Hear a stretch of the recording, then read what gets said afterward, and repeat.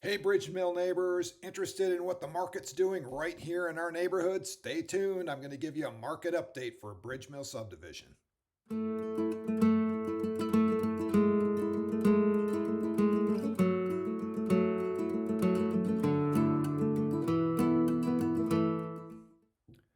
All right, hey everybody. Periodically, I like to give these updates to you. I'm going to do a little bit more of a deep dive than I usually do. Usually do a quick one, but we just got a lot of information in from 2023, and it's a great reflection of what happened in 2023 to try and figure out what's happening right here in our subdivision, right here in Bridge Mill, and see what the heck this 2024 is going to kind of look for us. So, right here, I got some graphs that are already kind of pulled up for you.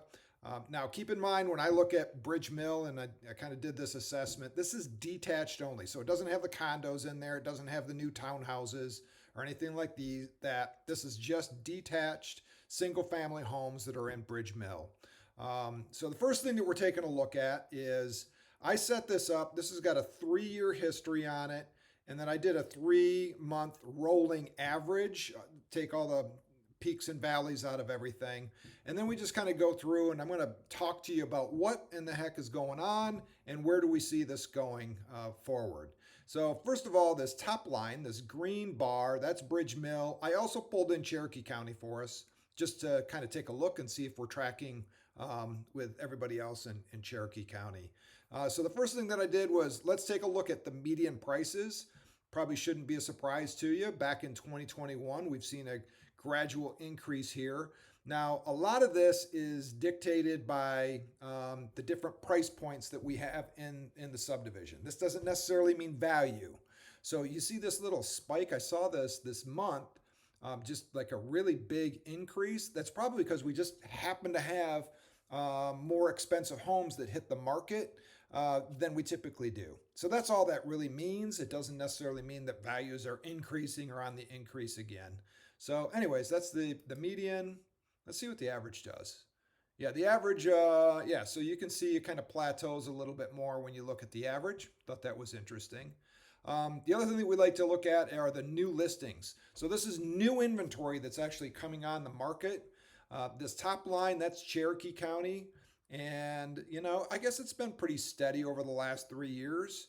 These are the seasonality that we always run into. More houses come on the market during the summer. You can see back at the end of the year, I mean, we had very little new inventory that's actually coming on the market. But it did pop up again last summer. Not as not as strong as it was in the last couple years, and we're really anticipating somewhat of the same type of year in 2024 as we saw in 2023. So probably not going to have a ton of new homes.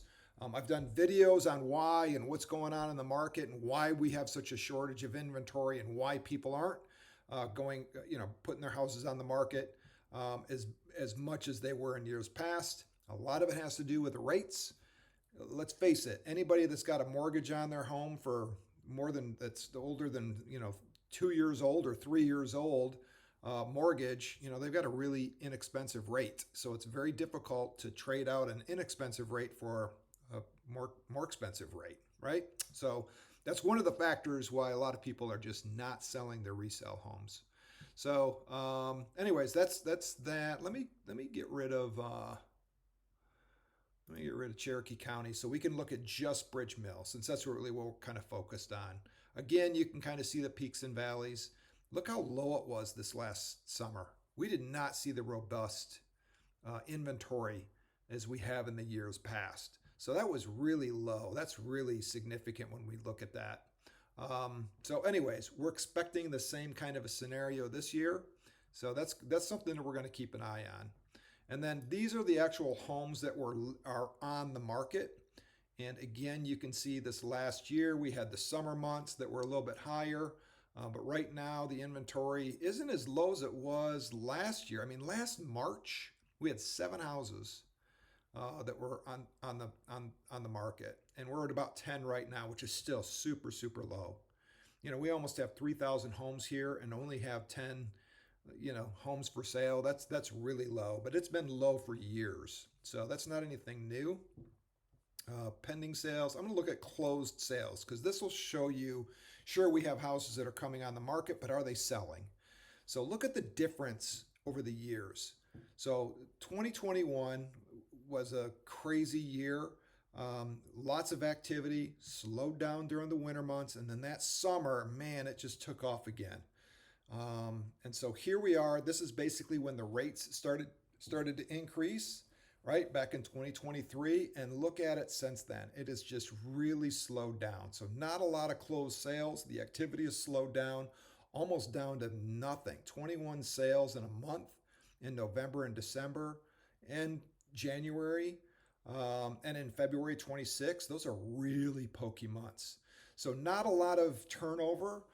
That doesn't mean we don't have buyers. It just means that we don't have a lot of inventory. We don't have enough inventory on the market for the buyers. So we're going to continue to watch that. Again, we're kind of anticipating another very typical, not typical, a very similar season that we had last year. We're looking at kind of the same thing this year. If you're selling, you're still in a great position because you don't have a lot of competition.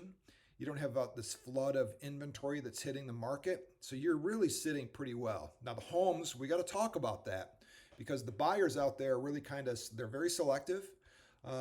So, you got to have a nice house. It's got to look good. It's got to be in the right kind of condition. You have to do some improvements to it in order to move it. But it is still a pretty good seller's market out there. Days on market, we always like to take a look at this just to see how long things sit. That's an interesting stat. It just like jumped way up. There must have been like one or two outliers there that really kind of pulled that number up. But it's been, once again, these are not 5 days on the market. That's like nothing. All right. So last year, 5, 6, 4, it jumped up a little bit here. That was just because it started to get really slow. And we're sitting right now at about 20 days on market. So that's the median. Average is about the same, a little bit higher, but kind of tells the same story. The other thing that we look at is months of supply. That basically just says how much inventory do we have on the shelves. This is a measurement that we use. We would like to see at least 3 months of inventory on the market. That becomes a little bit more comfortable for buyers and sellers. They say a balanced market where it's actually perfect is 6 months. We haven't seen 6 months in years and years and years. So, but we do still look at this. You can see that it's kind of crept up a little bit. So more and more houses are sitting on the market. Kind of interesting because not a lot of new homes are coming on the market, but they're starting to increase a little bit. However, right now we're still only 1.2 months. So that's far below that 6-month balance that I was just talking about. So again, for sellers, really good, not a lot of competition, still have a lot of demand that's occurring out there. The percentage of list price to sale price. This tells you how much negotiating is going on in the market. Back in a few years ago, there was no negotiating going on. As a matter of fact, everybody's getting over asking, right? So you heard all those stories and rumors. Well, it was true. Back in 21, we were getting 101, 102% of list price, 105% back in 2022. It came back down to reality. Last year, we were still at about 100. Yeah, about 100 right there. Boom, boom, boom, 100. And then it really hasn't pulled that far off of that. So the point is, when you list your property, when you price it right, you're still going to get very, very close to that 100%. It is negotiating a little bit right here in February. I anticipate as we get into March, April, May, those spring months, we're going to be right back up to close to that 100%. So if you're selling, do not anticipate that people are going to walk in and you want to put a buffer out there of $20,000 to negotiate. The market's just not reacting that way. The price is the price. That's the buyer's mindset. So keep that in mind if you're looking to sell. This is kind of the same stat. All right, so this is the one that I like to use quite a bit as far as determining what the value is, and that is the price per square foot. This is probably the easiest and best graph that we look at to find out where our values are going. Now you can see back in 2021, we were at about $119 per square foot and it gradually climbed. If I extend this out to like 5 years, you're going to see that pretty big bump. All right, so we all experienced this. This is that huge value appreciation that we felt over the last 3 or 4 years. See, it's increasing and increasing. We're up to 175, 192, and then it came back down. This is the rates. Right here is where we changed the rates. And the reason for the rates is they wanted to stop this curve, this increase. They wanted to flatten that out. And when I say they, I'm talking about the federal government. So we increased rates, and it did. It pulled it back down. We bounced right back up beginning of last year to about 200. And then it's been kind of bouncing up and down a little bit, but it looks like it's probably going to plateau out right around $185 a square foot. So there you are, right? So that's kind of what I've seen over the last few months. We anticipate, let's see what the average is. Yeah, right around 200, 185, 200. Yeah, that's about right. Now, moving forward, let me just kind of push this back to 3 years again. What are we anticipating in 2024? Because of the rates that have increased, you've got downward pressure on values. Because of the lack of inventory, you've got upward pressure on values. So we're finding a battle between those two things. All the experts, in my opinion, I think we're going to see a little bit of an appreciation over this next year, but not this big, huge increase that we saw in those years past. So we've taken that huge increase off and we've flattened it out to a much healthier appreciation. Typical appreciation for housing is about 4% a year. That's what we're trying to get back to. We're a little overvalued right now based off of where we should from a historical trend standpoint. So we need to pull that back a little bit, try and get that underneath 4% and allow time to kind of catch up with us so we can get a little bit more on par. So this is all good stuff. It's all good news. We're not losing any value, of course, but it is plateaued off a little bit. Dollar volume, this just happens to be the volume of the value of real estate that's actually transacting in the neighborhood over the last couple years. So no big surprises there. This is kind of interesting one. I always like this. This is the number of showings that you can anticipate when you put the house on the market. So this kind of goes hand in hand with days on market and just how fast people are jumping on property. And, it jumped up. It's jumped up. So 17 showings before you go pending. That's 17 people walking through your home or seeing it before you actually get an offer. So that's actually gone up. Last year it was up pretty high. During the summer, during the peak times, it's less because there's more competition out there, right? So that kind of makes sense. As it gets into the winter months, there's not as many buyers out there. And if you have your house on the market, it takes a little more marketing effort and you're going to have to be a little bit more patient. More people are going to want to see it before they actually pull the trigger. But during the summer, once again, it's pretty dang low. So this makes sense to me as far as the winter months being a little bit higher. I anticipate the same thing in 2024. So not a whole heck of a lot of difference. So that's basically it. Those are the important graphs that I wanted to show you. So that's kind of the snapshot. We look at the historical information to kind of give us an idea where we're going. So here's the gist of where we're at. We're starting to get into kind of a real estate recession, if you will. The economy isn't.